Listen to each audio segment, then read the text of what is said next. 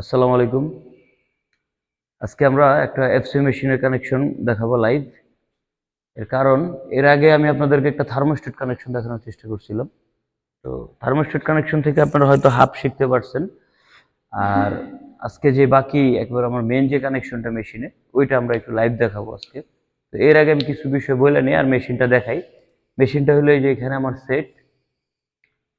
এই মেশিনটা আপনার যে থাকে কন্ট্রোলিং ডিভাইস হিসেবে আমার একটা অ্যাকচুয়েটরও থাকে এটাতে। একটা অ্যাকচুয়েটরও থাকে। তো সবগুলো দেখানোর চেষ্টা করব। আর এই মেশিনটা হলো তিনটা স্টেজে কন্ট্রোল হয়। আপনারা জানেন যে থার্মোস্ট্যাট কানেকশনের সময় আমি বলছি যে আমাদের হাই মিডিয়াম লো তিনটা স্টেজে এটা ব্যালেন্স হয় মেশিনটা। তো এটার কানেকশনটা যেহেতু ওই জায়গায় তিনটা স্টেপ আমি দিছি, তো মেশিনের মাঝেও কিন্তু আমার তিনটা ফেজ বা তিনটা কানেকশন হাই মিডিয়াম লো দিতে হবে। এটা কিভাবে দেয় বা উপরে কি লাইভ পোর্টগুলো কি এগুলো সব ওইখানে আমি লাইভ দেখানোর চেষ্টা করব। আর বলছিলাম যে আমার ব্যালেন্স জন্য অ্যাকচুয়েটর ব্যালেন্স করার জন্য আমরা যে দুটো ওয়্যার ইউজ করি এই দুটো ওয়্যার কোনটা কিসের সাথে যাবে কি টোটালি বোঝানোর চেষ্টা করব।